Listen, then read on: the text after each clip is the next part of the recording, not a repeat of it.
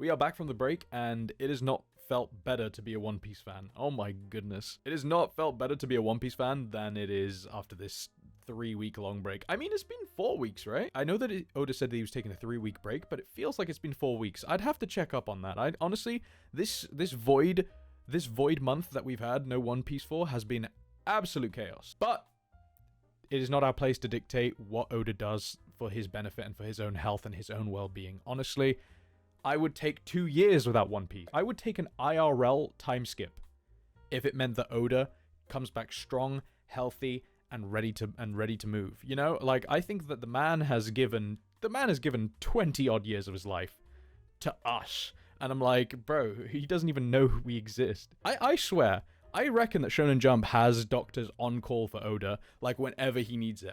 I reckon that there is a hospital on the block that has a room reserved for Oda, just in case. That man has single-handedly raised Japan's GDP. IRL economic agenda aside, let's get into the chapter. First of all, 112. I think, first of all, respect to chapter 111. I think someone posted it on Twitter. I think an account posted about it on Twitter. This is the last time we're going to see a One Piece chapter with all the same number. So, kind of harrowing to see that we're getting to the end, but hey. The game's the game. So we start off with a cover story by Oda that's continuing from the little Wano saga that Yamato is having. It looks like Kinemon is asking a favor of Yamato in exchange for some money. And I mean, who doesn't like money? Who doesn't like the bag, you know? I mean, look, Kizaru is not the only capitalist in One Piece. Let's be honest. We all require the berry. It's clear that Oda is trying to convey that Kinemon has a mission for Yamato that is of utmost importance, hence why compensation is being given. It looks less like Yamato appreciates the money and more that they appreciate that Kinemon is giving them a gift.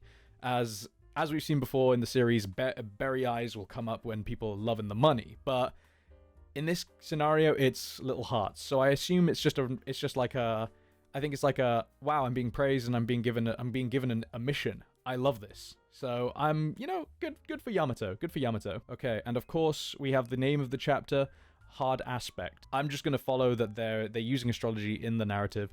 Hence, if you enjoy astrology, please let me know if I'm missing something here. I have no knowledge of zodiac signs whatsoever. So, and finally the notes on the chapter. Oda writing, thank you for waiting through my break. That was just what I needed in terms of maintenance. I'm gonna go all out now. I think that's a Dragon Ball reference. I haven't read Dragon Ball in years, so please don't hold me accountable if I misquote. I think it's clear to see that Oda has got his motivation. He's found his footing, and I'm just so happy for the man. I'm not even happy that One Piece is back. I'm just happy that the man has gotten the time to dedicate to himself, to his family, and now he's ready to go. He's ready to go full force, you know? First, I've already read this chapter, so first impressions are that it's kind of just like a Gorosei Glazing chapter. No disrespect. Like, the Gorosei need to seem powerful, and Luffy in Gear 5 is not a great way to indicate how powerful the Gorosei really are, because Luffy in Gear 5 can do anything. The thing that satisfies me with this chapter is that Luffy's no longer in Gear 5, he needs that time down, and it actually shows how threatening the Gorosei can be when Luffy isn't in the Sun God Nika form.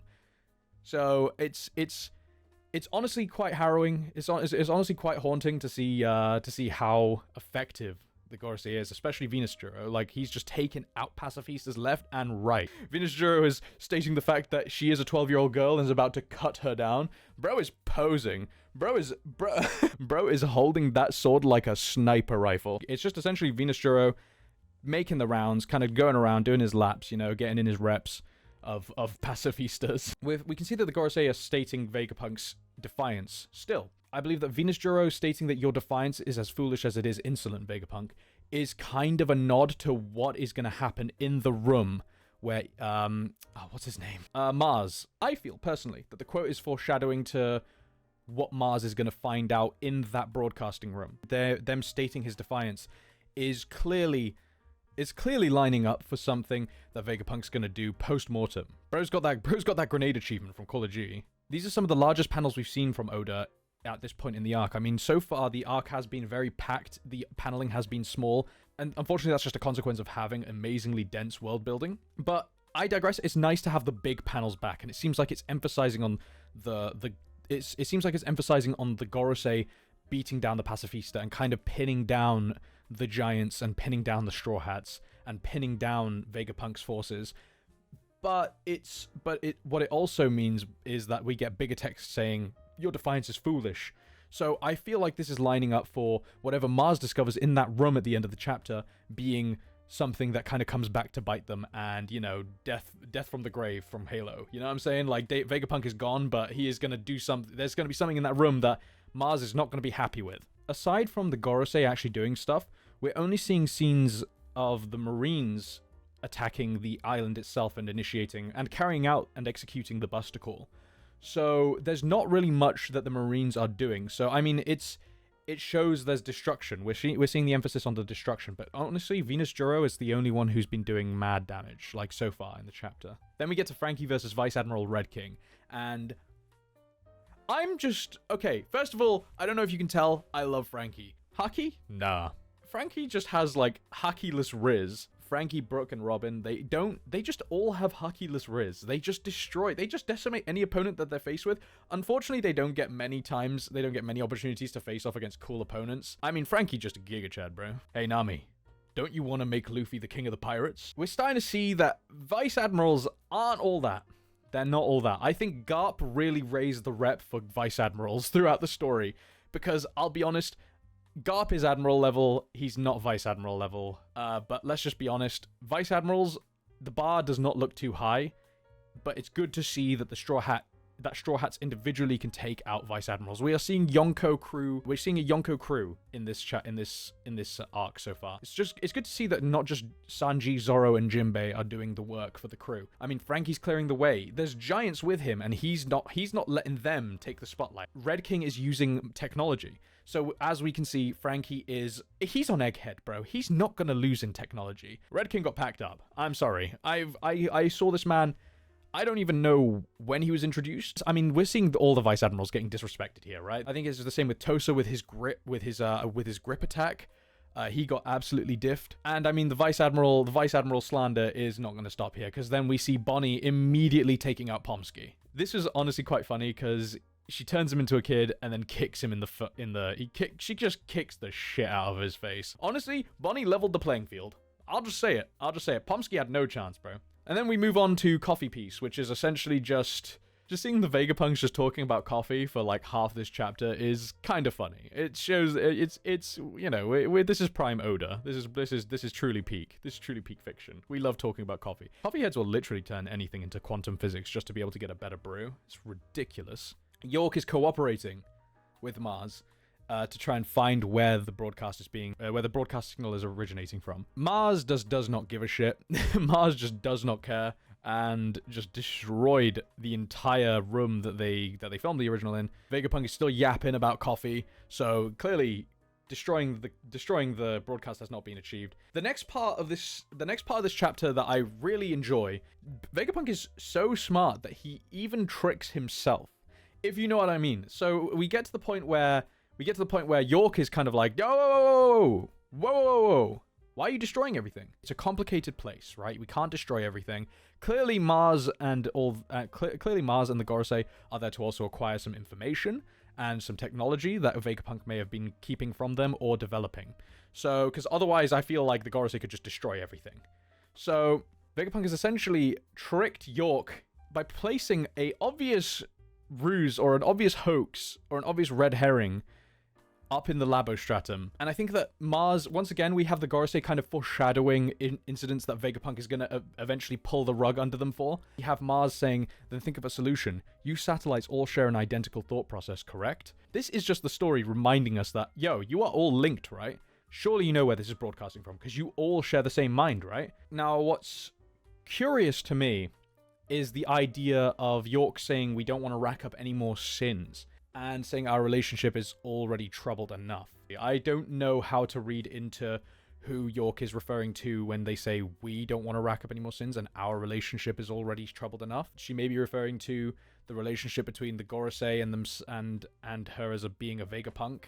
So the actions of the other Vegapunks have essentially put her they've put her status as Celestial Dragon in danger. So maybe that's what she's referring to, but I'm not too sure, because once again, like, I understand that some people read it in some ways in the English, and then Japanese translators come out and they read the rules, and then there's actually different kanji that are used to refer to different ways, and sins could be written in different ways. But I imagine that sins is it's clearly got something to do with the Gorosei being hellish beings. I mean, I have a theory about Brook being the link to the Gorosei's hellish powers that I will probably make another video for separately.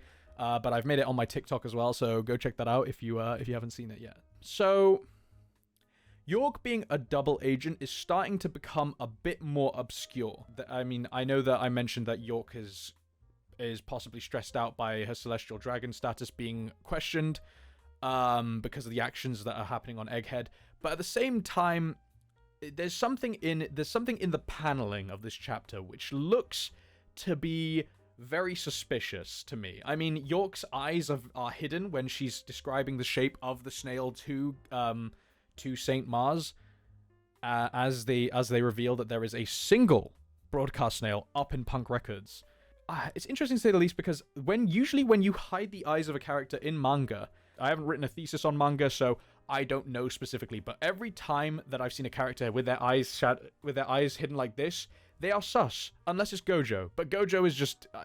I mean, Gojo gets glazed enough, bro. I don't want to mention it. But when you hide the eyes of a character, usually they are being suspicious, or it's something shady. That it's not revealing the eyes because it's some sort of window to seeing expression and seeing how they're feeling truly. So, I would like to think that York is being a bit insincere and leading them to a booby trap, possibly. But yeah, then Mars leaves, and we are taken to the room where Stussy and Kaku are chilling. Stussy got that dripped out name, though. Oh my goodness. Now, this segment of the chapter leads me to believe that Kaku is going to be witness to something that will turn his opinion on working for the world government, and possibly even Lucci too. Kaku's been restrained in the bubble, but at the same time he's being protected by Stussy. She hasn't taken lethal action against them before when she ambushed them, so I don't think she has any reason to kill them now. So it seems like she's almost protecting Kaku in a way. He's conversing with Stussy about the Gorosei and how it's kind of repulsive. We can see that Kaku is not very pleased by what the Gorosei are and what he's working for. So, but he's also very blasé about it. He's kind of just chill. Did I use blasé correctly? I don't know. English is my first language, by the way. But then we see Stussy, she's beaten up. Film school student here, looking at a character from an angle below, looking up onto the character, makes them look bigger and makes them look more hopeful. And if anything, Stussy looks very hopeful in this chapter. And she looks more inspirational. And, you know, you can see she's sweating, she's battered. She's not been treated for her injuries, but she still carries on. So I feel like this is kind of expressing that Kaku is going to be more... He's going to be more persuaded by her side than the Gorosei. Kaku has some warming up to do towards her, seeing as she did betray them. But at the same time, I feel like it's clear that she is not being hostile towards him, and she's got a mission at hand that she is so focused on that she's not really getting intimidated by Kaku, and she's not giving in to his goading. So I think Kaku will be witness to something I think that Kaku will be witness to something larger than themselves, and that is what's going to turn him against the world government, and possibly Lucci too, because we can see that Lucci has grown from being just the soulless killer that he was back in Water 7, and he's someone who actually cares about his comrades. He cares about Kaku. Maybe not necessarily like to the same extent that other people do, but as we've seen in One Piece, morality is diverse and varied, but relationships still exist amongst the characters. I'd like to see how which side Lucci eventually takes, and I'd like to think that him and Kaku will kind of take their own path, like Bellamy from the Don Quixote Pirates. So we swiftly move to where the rest of the Straw Hats are with Edison and the Sunny. And I think it's being made more and more clear that the giant robot is going to be the means to get the Sunny off of the Labostratum and down onto the ocean floor. Because, I mean, clearly Robin is using time to give exposition that the Vega Force 1 was originally going to fly them. But what else is that big? It's clear, it's typical shonen exposition that is just like, that's just inserted in there to kind of guide the reader to thinking towards that kind of area. I mean, it's up to Oda to subvert that expectation, but I think it's going that direction. And then we move to Edison essentially scrolling down and seeing the panel just Edison just jumping, and then explosion is just, I don't know why, it's just funny. Edison is clearly alluding to the success of the Straw Hats, because I think the Vegapunks and Stussy are clearly organizing themselves and positioning themselves to do something. Edison left them by saying, they say miracles happen because guts triumph over all. And I love that theory. They are clearly positioning themselves to do something big, and it looks like they want the Straw Hats to leave the island for that to happen. So it might be that they are going to just destroy the island completely. Who knows? Edison clearly, I mean, he's projected, he says projected damage is 78%. So he's got a plan that he doesn't need to necessarily be in the best of shape for. He just needs to be present somewhere. So he's got to go flip a switch or something, and that is his duty. So Edison the real one, bro. Edison the GOAT. Then we snap back to Luffy, Dory, and Brogy running away from Jupiter, the sandworm, Lisan al-Gaib.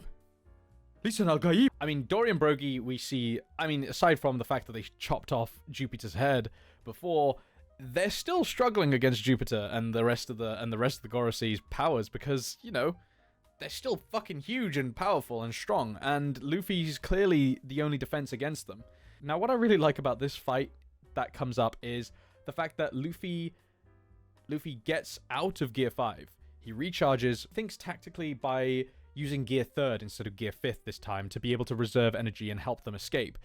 But, like I said, this chapter is here to essentially make sure that the Gorosei are shown to be still strong and powerful, even against Sun God Nika, and without Sun God Nika, they are scary. So we see him use the red rock that he used against Kaido, that knocked Kaido into the ground immediately from Wano, from Onigashima.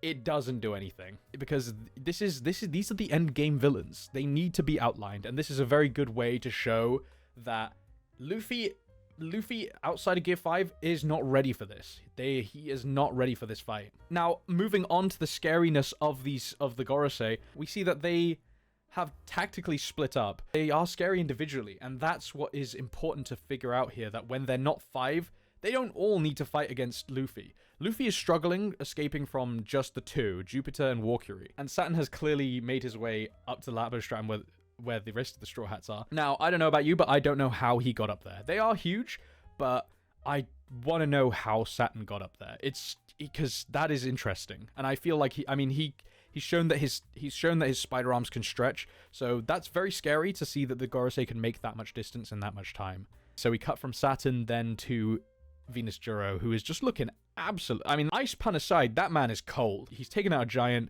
Franky, Bonnie, and Atlas are left to deal with Venus Juro, and he just looks menacing, bro. He looks absolutely filthy. The Gorosei aren't here to play, they're here to get results. And, you know, Van Augur Glazers can say that he is the taskmaster all they want, bro, but I'll be honest, the Gorosei are kind of getting the work in. I will take every opportunity to slander the Blackbeard Pirates every day, till the day I die. Then we move on to the final cut, where we are back to Mars. He's walking through the Punk Records Labostratum, and he is in a dark room where he's singled out the snail, but there's a glogging sound but in the background. Now, I don't want to allude to what that is, because I have no idea. Honestly, I can't read into that very well. But we're going to see something that is going to really, really be a pain in the ass to the Gorosei. And I for one, cannot wait to see what it is. So, clearly, it's something that's active. It is gurgling. I mean, I don't know what the sound is in Japanese, and I know that katakana characters can be used to emphasize different things, like I think it's dokan, like dokan in Japanese katakana in manga are used to always emphasize heartbeats, like dokun, dokun, dokun, dokun. If we see what the gurgle is, then we can I'd like to wait for translators to translate the gurgle noise. It sounds so weird to say gurgle so many times, but I'd like to see what the katakana is for that gurgling noise, and what it is usually attributed to in a manga setting, because that would probably give us more of an idea on what it is, because it could be a slimy substance, it could be a liquid substance, who knows? But I think we could get more information on that when translators come out with that information. So, hey, that is my dive on chapter 112. 112? Bro, what are we back in? Bro, are we back in Alabaster? That is my dive on chapter 1112. I hope you enjoyed, and yo, subscribe. if you haven't subscribed, like, and I want to do more of these. And hey, we're going to keep on coming out with some good One Piece content. So, see you later. Peace.